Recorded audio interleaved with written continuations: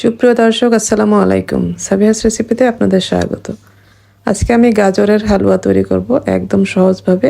আর এটা খেতে কিন্তু অনেক বেশি মজার হয়। এটা একবার খেলে আপনাদের স্বাদ লেগে থাকবে সারা জীবন, এতটাই মজার হয়। আর তৈরি করে কিন্তু বেশ অনেক দিন সংরক্ষণ করেও রাখা যাবে। গাজরের হালুয়ার জন্য প্রথমে আমাদের গাজর লাগবে। এখানে আমি 1 কেজি গাজর এভাবে গ্রেট করে নিয়েছি। গাজরটা খোসাটা প্রথমে ফেলে নিয়ে ধুয়ে তারপরে আমরা গ্রেট করে নিয়েছি। একদম চিকন ছিদ্রযুক্ত একটা গ্রেটার নিয়েছি। গ্রেটার দিয়ে আমি 1 কেজি গাজর পুরোটা এইভাবে গ্রেট করে নিয়েছি। এইভাবে কিন্তু আমি পুরো গাজরটা গ্রেট করে নিয়েছি। এখন আমি রান্নায় চলে যাব। চুলায় আমি একটি হাঁড়ি বসিয়েছি, নন স্টিকের প্যান নিয়েছি এখানে। তারপর আমি 3 টেবিল চামচ মতো ঘি দিয়েছি। ঘিটা হালকা গরম হয়ে গেলে এখানে আমি দিয়েছি কাজু বাদাম আর দিয়েছি কাঠবাদাম কুচি করে। তারপর এখন একটু ভেজে নিব। ভেজে নিয়ে তারপর তুলে রাখবো।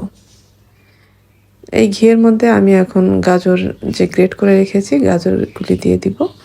গাজরটা এখন ঘিয়ের সাথে ভেজে নিতে হবে। ঘিয়ের সাথে ভেজে নিলে কিন্তু গাজরের যে এক্সট্রা একটা আলাদা গন্ধ থাকে ওইটা থাকবে না, খুবই সুন্দর একটি ফ্লেভার আসবে। এখন আমরা এটা একটু সুন্দর করে ভেজে নিব। এখানে আমি 2 টুকরো দারুচিনি, 3-4টা মতো এলাচ আর 2টা তেজপাতা দিয়েছি। গাজরটা কিন্তু একটু সময় নিয়ে ভেজে নিতে হবে। যখন দেখব গাজরের গায়ে আর তেমন পানি নেই, পানিটা মোটামুটি শুকিয়ে আসছে, এখন আমি এখানে 1 কাপ লিকুইড দুধ দিয়ে দিয়েছি।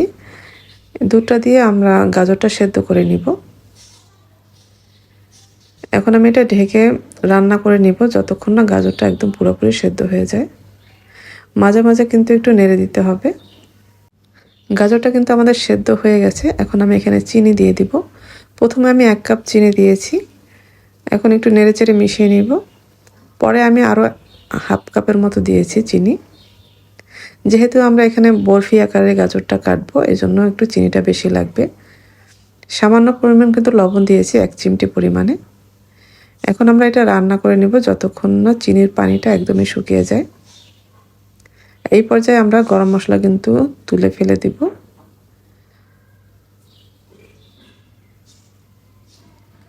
এখন আমাদের এটা নাড়ার উপরে থাকতে হবে। এখন আমি এখানে গুঁড়ো দুধ দিব। এখানে আমি 1/2 কাপ গুঁড়ো দুধ নিয়েছি। পুরোটা কিন্তু একবারে দিব না, আমি অল্প অল্প করে দিয়ে মিশিয়ে নিব। পুরোটা একবারে দিয়ে দিলে কিন্তু এটা একসাথে দলা পাকিয়ে থাকবে আর মিশতে চাইবে না। এজন্য অল্প অল্প করে দিয়ে আমরা এটা মিশিয়ে নিব। এই পর্যায়ে গুঁড়ো দুধটা দিলে কিন্তু হালুয়ার স্বাদটা অনেকটাই বেড়ে যাবে।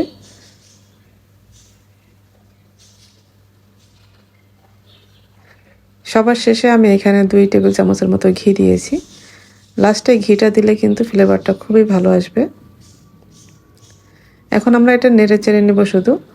যখন দেখব প্যান থেকে একদম হালুয়াটা ছেড়ে আসছে, তখন আমরা ভাববো এটা হয়ে গেছে আমাদের। হালুয়াটা কিন্তু আমাদের হয়ে গেছে, দেখেন প্যান থেকে কিন্তু ছেড়ে আসছে। আমরা এখন এটা নামিয়ে যে পাত্রে সেট করব, আমি কিন্তু আগে থেকে একটু ঘি মাখিয়ে রেখেছিলাম। এখন হালুয়াটা দিয়ে আমি একদম চেপে চেপে এটা সেট করে নিব।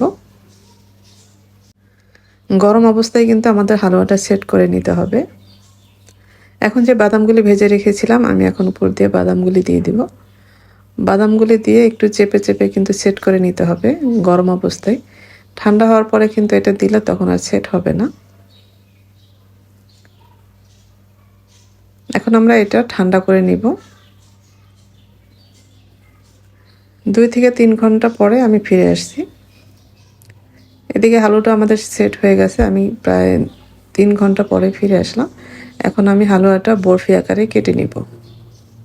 এটা আপনারা যে কোনো টাইপে কিন্তু কেটে নিতে পারেন। আমি এটা স্কোয়ার শেপে আজকে কেটে নিব।